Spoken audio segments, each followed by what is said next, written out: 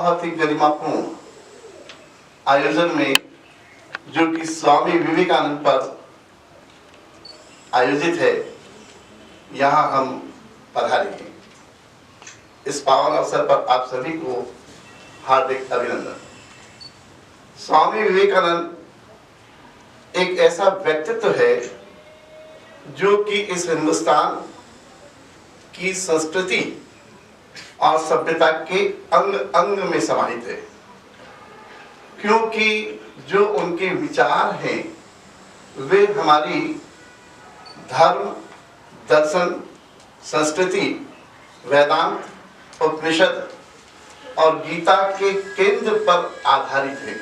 स्वामी विवेकानंद के विचारों को पढ़ने और समझने के बाद ऐसा लगता है कि वह हर एक भारतीय के लिए लिखे गए हैं, कि रामकृष्ण परमहंस के कमंडल से गंगा को निकालकर भारत के जन जन तक स्वामी विवेकानंद ने पहुंचा दिया।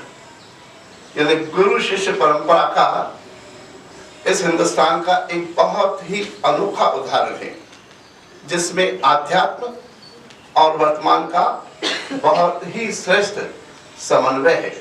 रामकृष्ण परमहंस ने हमें क्या दिया, तो हम कहेंगे आध्यात्म दिव्य कोश या दिव्य आध्यात्म कोश दिया। स्वामी विवेकानंद ने इस भारत को क्या दिया, तो हम कहेंगे दिव्य संस्कृति जय घोष। यानी भारत की सभ्यता और संस्कृति का परचम अंतरराष्ट्रीय मंच पर फहराकर इस काम को उन्होंने पूरा। भारत दुनिया में 3 महात्माओं के कारण पहचाना जाता है, महात्मा गांधी, गौतम बुद्ध और स्वामी विवेकानंद। कि इस भारत में यदि किसी व्यक्ति को नर केसरी कहा जा सकता है तो केवल स्वामी विवेकानंद है। नर केसरी विवेकानंद का तो जन्म ही विश्व विजयी भारत का निर्माण करने के लिए हुआ था। विवेकानंद के बारे में प्रोफेसर जॉन राइट, जिन्होंने परिचय पत्र लिखा था और कहा था कि यह व्यक्ति कौन है, इसी धर्म से हमें क्यों आना चाहिए, उन्होंने कहा था कि हार्वर्ड विश्वविद्यालय के सारे प्राध्यापकों की सारी विद्वता एक और रख दें और विवेकानंद को एक और रख दें, तब भी विवेकानंद में सर्वश्रेष्ठ है। भारतीय अस्मिता के शिखर ध्वज है स्वामी विवेकानंद। वह हमारे आध्यात्म संस्कृति के यश ध्वज है, जिन्होंने उसके यश और सम्मान को सारी दुनिया में फैलाया। इसी के साथ युवाओं के प्रेरणा स्रोत, युवाओं के तो आदर्श हैं और प्रेरणा स्रोत हैं ही, क्योंकि अब यदि एक लाइन में कहें कि आखिर उनमें से युवाओं के लिए ऐसा क्या है, तो एक तो खास बात यह है कि विवेकानंद का जो पूरा चिंतन है वो युवा उम्र का है, और जो भी चिंतन उन्होंने आध्यात्म से, संस्कृति से और दुनिया से लेकर हमारे सामने रखा है, अपनी युवा अवस्था में रखा है। निश्चित रूप से वो युवाओं को ज्यादा अंदर तक भेजता है, क्योंकि पूरा चिंतन युवा अवस्था का चिंतन है। विवेकानंद को जिस दृष्टि से जो देखेगा वैसा वो पाएगा। एक सन्यासी को सन्यासी दिखाई देते हैं, एक युवा को युवा दिखाई देते हैं, एक बौद्धिक व्यक्ति को बौद्धिक व्यक्ति दिखाई देते हैं, एक वैज्ञानिक को वैज्ञानिक दिखाई देते हैं, और एक संत को संत दिखाई देते हैं, और एक राष्ट्र प्रेमी को राष्ट्र प्रेमी दिखाई देते हैं, एक क्रांतिकारी को क्रांतिकारी दिखाई देते हैं। अर्थात जैसी आपकी दृष्टि वैसी उनकी विचार की, चिंतन की श्रेणी आपको भेजती है। यानी उसमें वो सब कुछ है जो मानवता को चाहिए।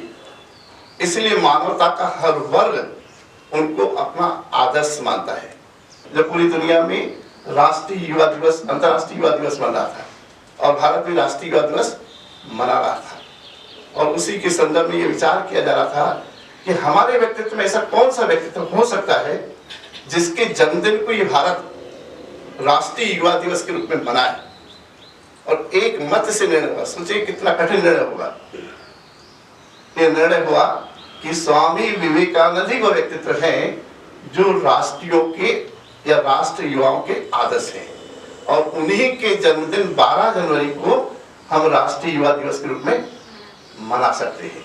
और अंततः निर्णय हुआ और लगातार 1985 के बाद से हम उनके इस जन्मदिन को राष्ट्रीय युवा दिवस के रूप में मनाते हैं। यदि विवेकानंद के बारे में कहा जाए, एक लाइन में कहे कि नरेंद्र से विवेकानंद बनने की कहानी मानव से महामानव बनने की यात्रा है।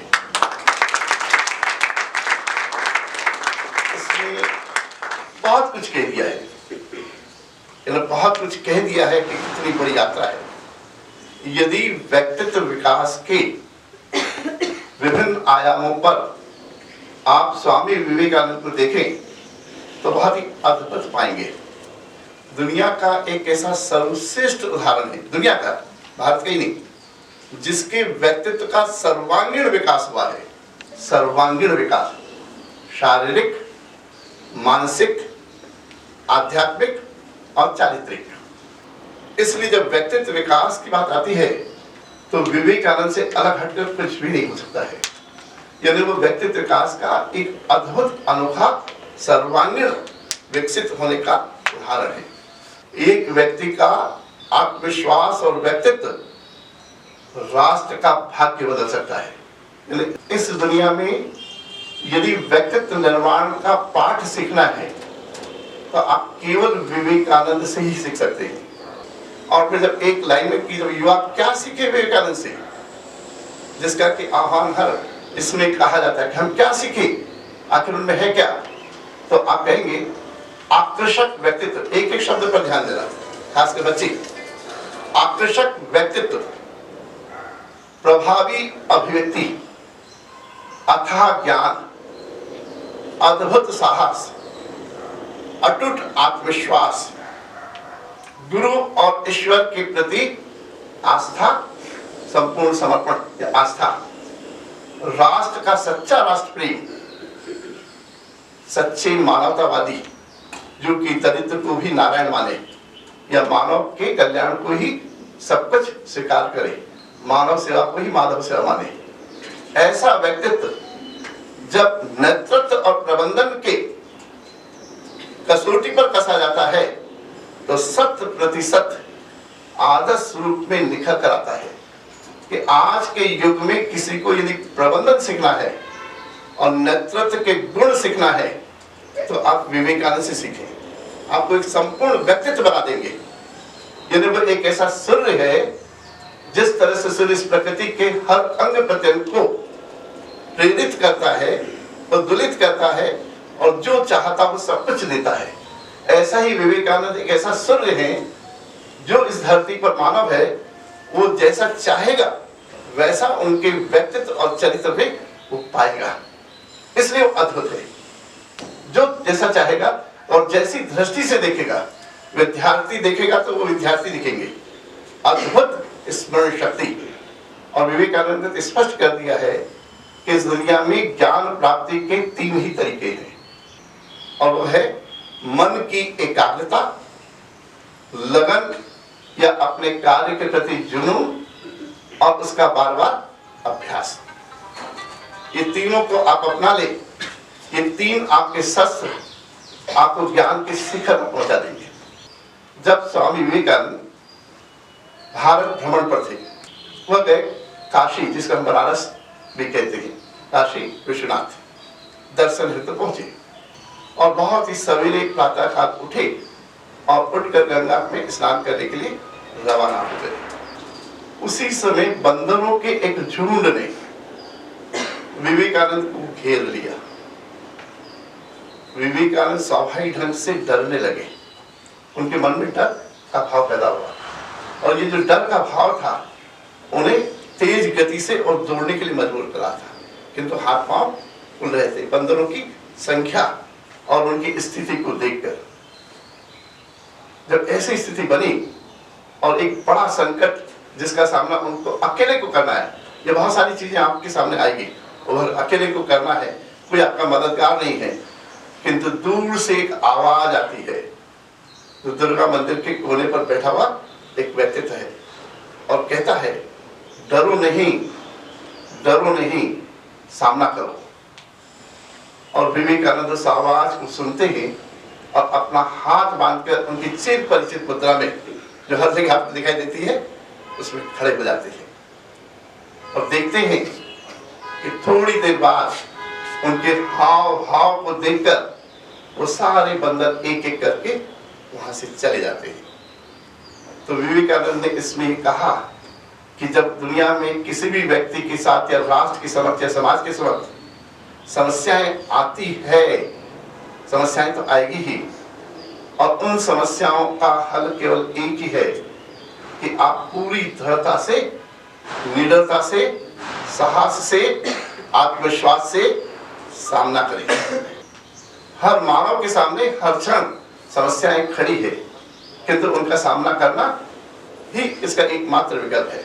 किंतु किस तरह से? निडरता से, साहस से और भय को अपने आप से। इसलिए वो कहते हैं कि भय एक ऐसा रोग है जो वास्तविकता से भी ज्यादा खतरनाक होता है। यदि वास्तविकता आ जाए तो इतनी खतरनाक नहीं होती है जितना कि भय का डर होता है। डर से जो आपके मस्तिष्क में कमजोरी पैदा होती है वो बहुत ही भयावह होती है। यदि ऐसा हो गया तो क्या होगा? जब हो जाएगा तब आप उसका सामना कर लेंगे, किंतु ये हो गया तो क्या होगा इसकी चिंता में आप अपना बहुत कुछ खो देंगे। हर क्षण संघर्ष करना है, हर क्षण प्रयास करना है। प्रयास प्रयास प्रयास, असफलता असफलता असफलता, फिर प्रयास फिर प्रयास फिर प्रयास, और एक दिन सफलता। असफलता का आना कोई बुरा नहीं है, किंतु असफलता को स्वीकार कर लेना बहुत बुरा है। अज्ञानता, गरीबी, समस्याएं बुराई नहीं है, किंतु उन्हें मन से स्वीकार कर लेना निश्चित रूप से बुरा है, और इसी के खिलाफ उनका संघर्ष है। विवेकानंद पहले व्यक्ति जिन्होंने कह दिया था कि व्यक्ति से राष्ट्र का निर्माण होगा, इसलिए सबसे ज्यादा महत्वपूर्ण व्यक्ति निर्माण है, और व्यक्ति निर्माण ही समाज और राष्ट्र का निर्माण करेगा। इसलिए व्यक्ति का निर्माण प्रथम हमारा लक्ष्य होना चाहिए, और यदि ऐसा नहीं हुआ तो निश्चित रूप से हम अपने लक्ष्य की तरफ आगे नहीं बढ़ पाएंगे।